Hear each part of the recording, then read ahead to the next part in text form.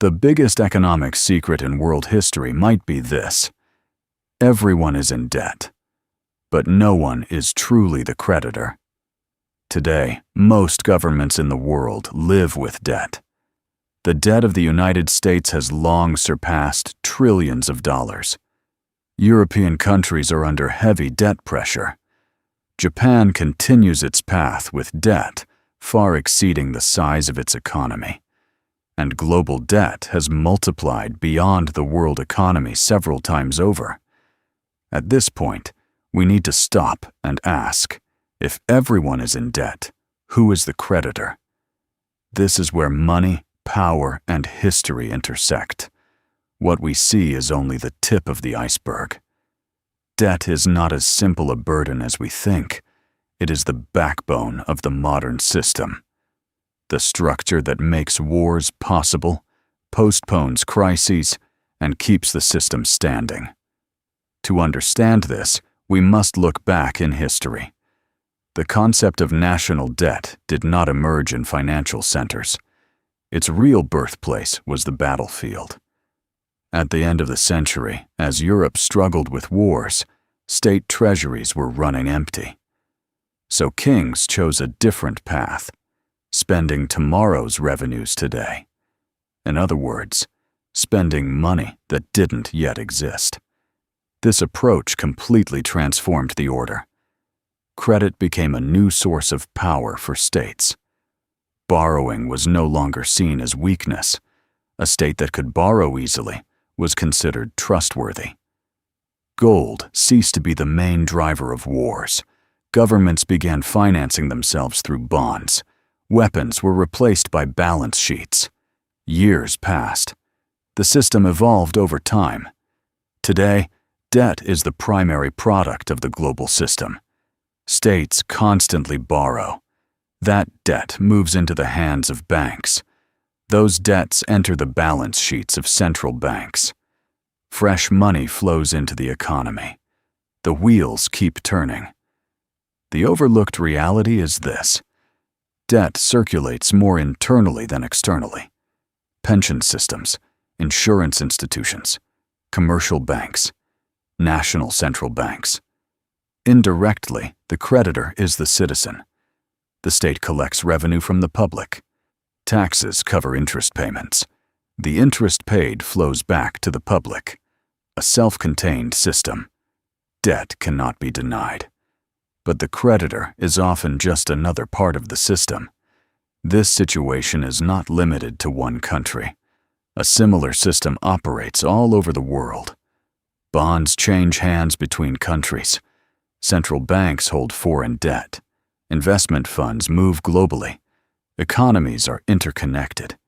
Imagine it like a gaming table. The entire game runs on debt.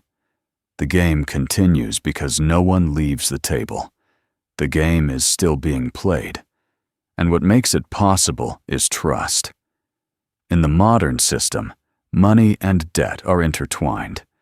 Every unit of money in the market carries debt behind it. When a central bank buys bonds, it injects money into the market. A new asset is created, and with it, a liability. Without debt, there is no money. The system has survived for so long because trust exists. But what is really expected is interest payment. No one expects the principal. They expect the interest. This is the critical point. The goal was never to eliminate debt. Debt was made permanent. Old debt is constantly rolled over with new bonds.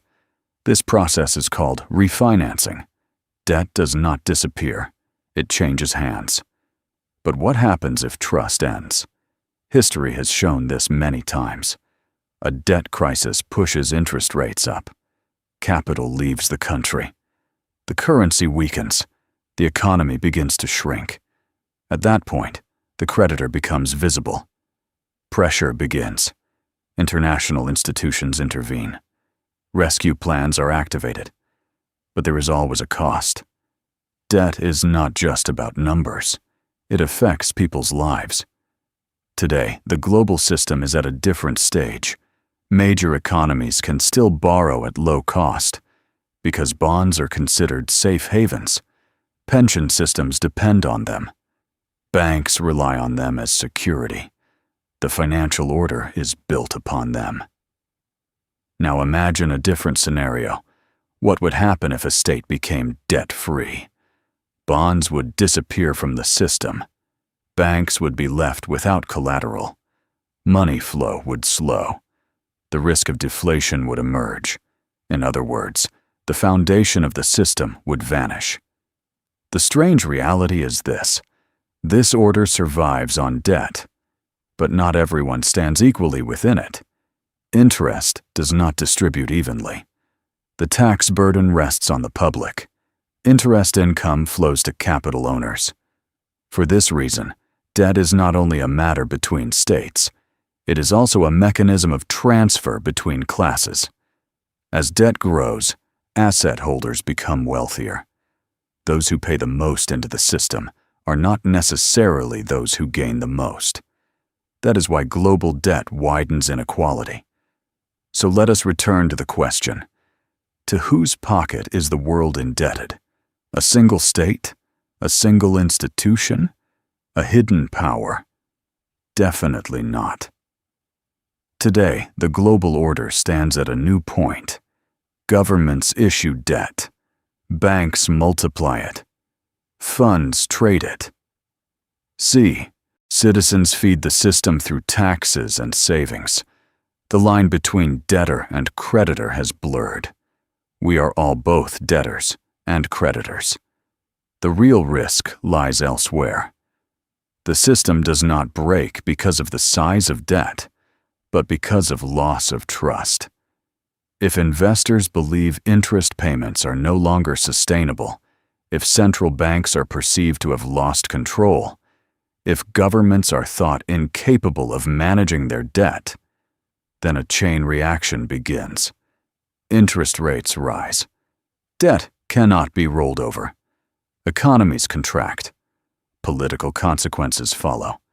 And at that point, everyone asks the same question. Who is the real creditor? Perhaps the real question is this. Why does debt never end? Because the goal was never to end it. The goal is to sustain it. Debt has become the pulse of modern capitalism.